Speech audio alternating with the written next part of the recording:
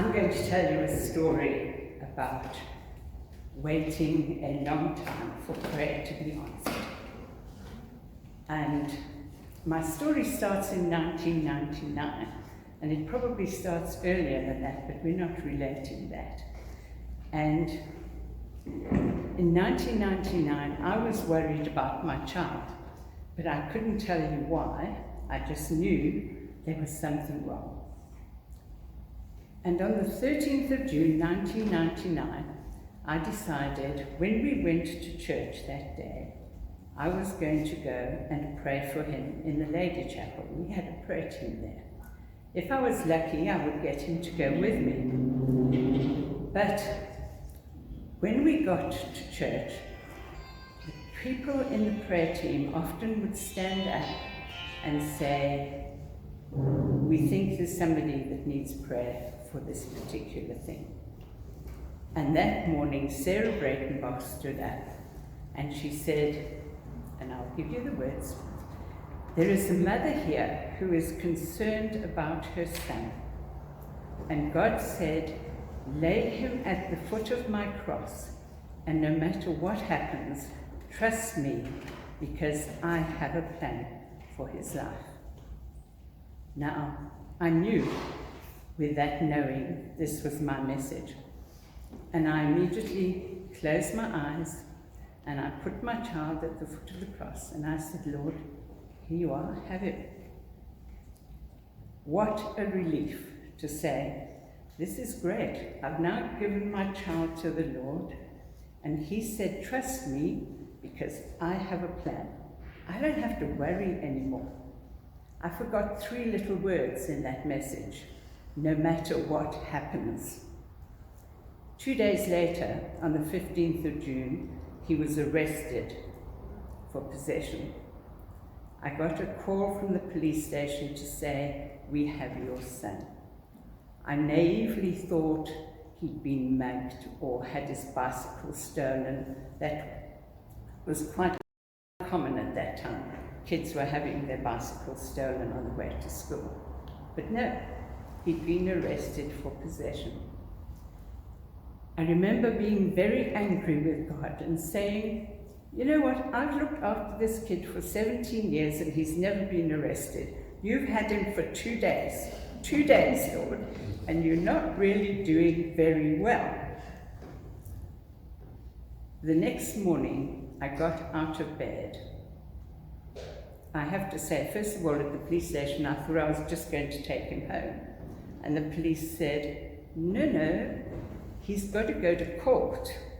And unless we find a magistrate this afternoon, he'll have to stay here for 2 days because tomorrow is the 16th of June and it's a public holiday. Well, God did have a little plan, and there was a magistrate available to let him come home. But the next day, I got out of bed and I walked down the passage, and the kids were in the TV room watching Comrades. And I got halfway down the passage and I turned around and went back to bed and put the duvet over my head and I said, "God, I don't know how to be this mother. How are you? I'm this good person, Lord. I've gone to church every Sunday. I'm part of a Bible study. How am I the mother of a criminal all of a sudden? You know, I don't know who this person is. I don't know who I am supposed to be. Am I kind? Am I horrid? Am I fighting?" Well, if you think things got better, they didn't. They proceeded to get worse. And we're not going to talk about that story. We're going to talk about the prayer journey because that's what I'm here to talk about. We started praying. Martin and Sarah, Rob and I, my prayer partner, and 2 of our friends called Bev. And we used to pray every second week for Mark. And as we prayed, I was not such a saintly person that walked this road of eternal trust in God. Believe me, I took my child back several times and tried to fix him myself. Waiting for God to work out his plan was hard going. But when I got extremely discouraged, I would always get words of encouragement. I would get prophecies. One day somebody came to me and said, I have this vision of your son, wrapped like a mummy, but the bandages are jet black. And slowly God's hand is unrolling them, and they're getting lighter and lighter and lighter. And we would walk this journey. And another day somebody came to me, I have this vision of God putting his hand into your son's chest and taking out this black heart and holding it there for a while. And when he opens his hand, it's red and whole, and he puts it back in. And those would encourage me to carry on waiting for God to work out his plan. Now, 1999, my child was 17, and into my head, and I don't know how it was, or how God put that in there, but he'd said, by the time he's 24, he'll be fine. Now, that's a long way to wait. 24 was a long way in the future. But, you know, God was amazing, because every time I was falling apart, he would pick me up again. And there came a time at the beginning of 2004, when our morning Bible study, our morning quiet time teachings were on Ephesians. And I was going through this, and I kept saying, Lord, this is what I want for my child. This is what you've promised us, that you will make him a new creation. This is the plan I want you to have for him. And I remember getting to one morning where I just said, God, I can't anymore. I know you have promised, and I know I'm supposed to wait till he's 24, but really, God, I can't do this anymore. And that day, all sorts of things fell apart. For one thing, I took control again and decided I was going to go and take on the drug dealers and get my possessions back. Not a good plan. But besides that, I'd said to my prayer partner, please pray for me, because this is what I'm going to do. And she was going, no, don't do that. But anyway, we did that.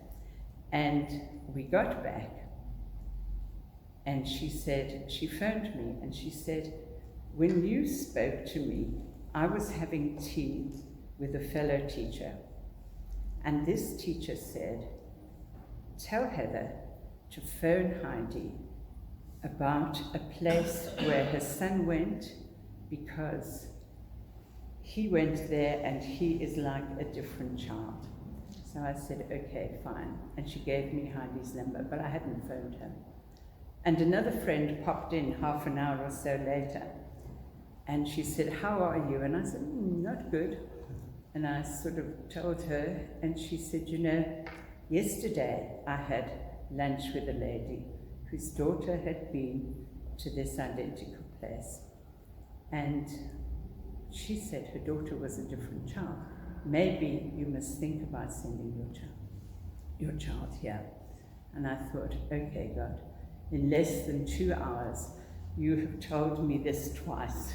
Maybe this is you intervening in our lives. So I phoned up Heidi and I spoke to her, and I phoned up the centre and I spoke to them. And the person who was speaking to me on the phone made a lot of sense. And I was thinking, this is sensible. And then he said, but Mrs. Lewis, let me tell you that we base our whole recovery on Ephesians. And I went, okay, we're on our way. How much is it, by the way? And went down and said to Rob, we are going to pay this much money because this is where God is going. I will finish this story by saying, or I'll finish this part of the story by saying to you, in January 2006, my child relapsed for the last time. in October 2006, he was 24. And God kept his promise. God had his plan. And maybe in my next talk, I'll tell you how the plan worked out. Sorry.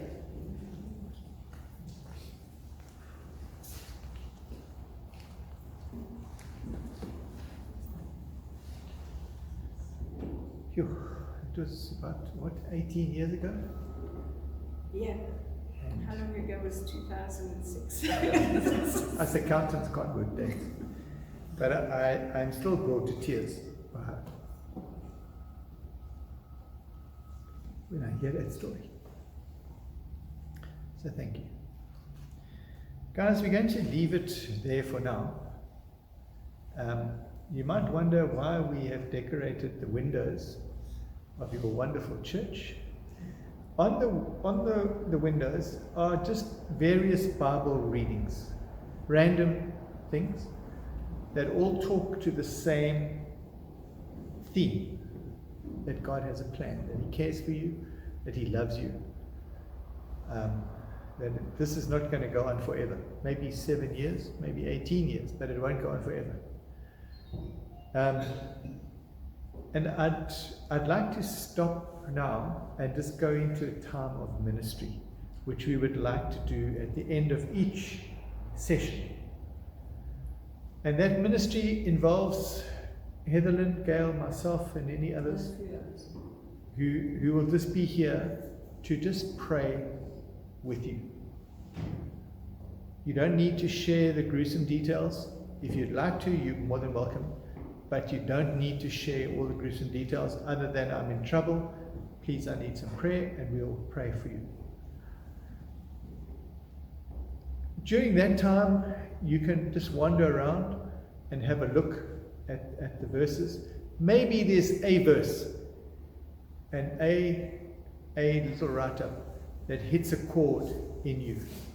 But before you go home tonight, just have a look and see if there's something that gets to you. And then once everybody's been prayed for who would like to be prayed for, we'll call it a night. And we'll start again at 9 o'clock tomorrow morning.